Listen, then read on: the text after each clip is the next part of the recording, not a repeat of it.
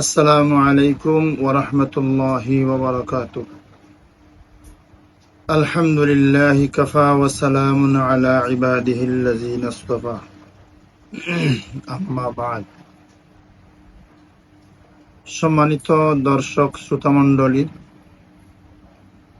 যে যেখান থেকে দেখতেছেন, আমার কথা শুনতেছেন, আমি সবাইকে মুবারকবাদ জানাচ্ছি। পাশাপাশি অগ্রিম ঈদের শুভেচ্ছা জানাচ্ছি। ঈদ মুবারক। সম্মানিত সুধীমণ্ডলী, আজকে যে বিষয়টি আপনাদের সামনে আলোচনা করব সেটি হচ্ছে ঈদের দিনের সুন্নত আমল সমূহ। রাসূল পাক সাল্লাল্লাহু আলাইহি ওয়াসাল্লাম হাদিসে পাকের মধ্যে উল্লেখ করতেছেন,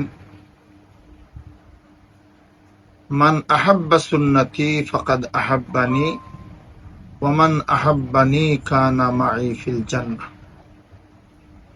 আল্লাহর হাবিব সাল্লাল্লাহু আলাইহি ওয়াসাল্লাম উল্লেখ করতেছেন, যারা আমার সুন্নতকে মহব্বত করলো সে যেন আমাকেই মহব্বত করলো, আর যে আমাকে মহব্বত করলো সে আমার সাথে বেহেশতে যাবে।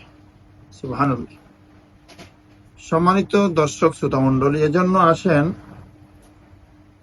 আমরা পবিত্র ঈদুল আদহার দিনের কি কি সুন্নত সমূহ রয়ে গেছে আমরা সংক্ষেপে একটু আলোচনা করব। প্রথমত, ঈদুল আদহার দিন সর্বপ্রথম আমরা খুব ভোরেই ঘুম থেকে উঠব। ঘুম থেকে উঠেই আমরা মিসওয়াক করব এবং যথাযথভাবে যথাসময়ের ভিতরে ফজরের নামাজ আদায় করব। ফজরের নামাজ শেষ করার পর ঈদের নামাজের উদ্দেশ্যে গোসল করব।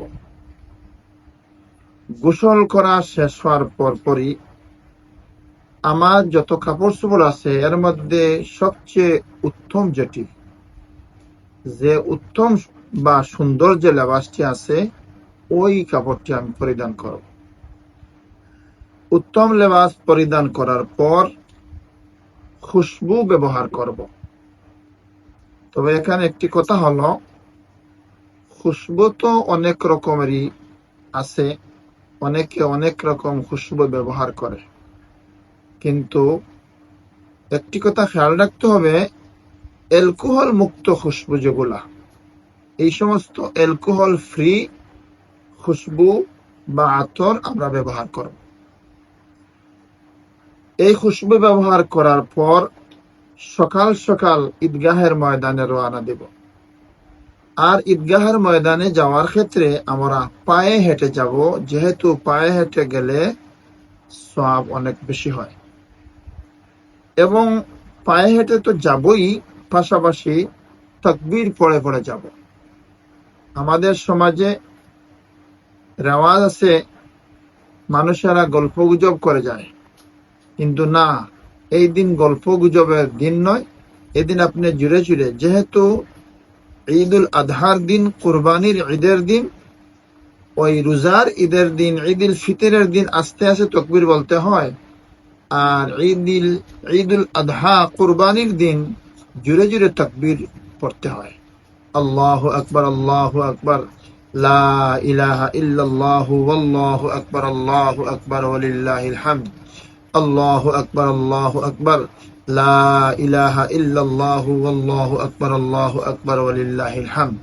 এইভাবে জুড়ে জুড়ে উচ্চ সুরে তাকবীর পড়ে পড়ে আমরা ঈদগাহ ময়দানে যাব। আরেকটি কথা, ঈদগাহ ময়দানে যাওয়ার সময় আমরা এক রাস্তায় যাব, আসার সময় অন্য রাস্তায় ফিরে আসবো। এটা হচ্ছে মুস্তাহাবি মাসলা। তার কারণ হচ্ছে আমরা ঈদগাহ ময়দানে যাওয়ার সময় গুনাহ খাতা নিয়ে যাব, আর ঈদগাহ ময়দানে আল্লাহর কাছে তওবাতুল্লাহ ইস্তিগফার দোয়া করে এই সমস্ত দোয়া দুরূদ করার কারণে মহান আল্লাহ পাক রব্বুল আলামিন আমাদেরকে মাফ করে দেবেন। এই মনোভাবে আমরা আসার সময় অন্য পথে চলে আসব। এই সমস্ত আমল যেগুলো আছে আমরা ঈদের দিন করব, যেহেতু অত্যন্ত গুরুত্বপূর্ণ এই ঈদের দিন, এই আমলগুলো আমরা করব। এবং পায়ে হেঁটে যাব, তকবীর গুলা জোরে জোরে পড়ব।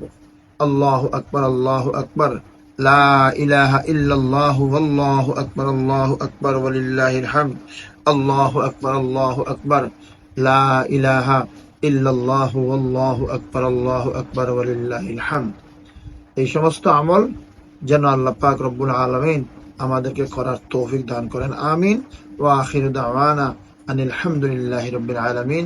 আসসালামু আলাইকুম ওয়া রাহমাতুল্লাহি ওয়া বারাকাতুহু।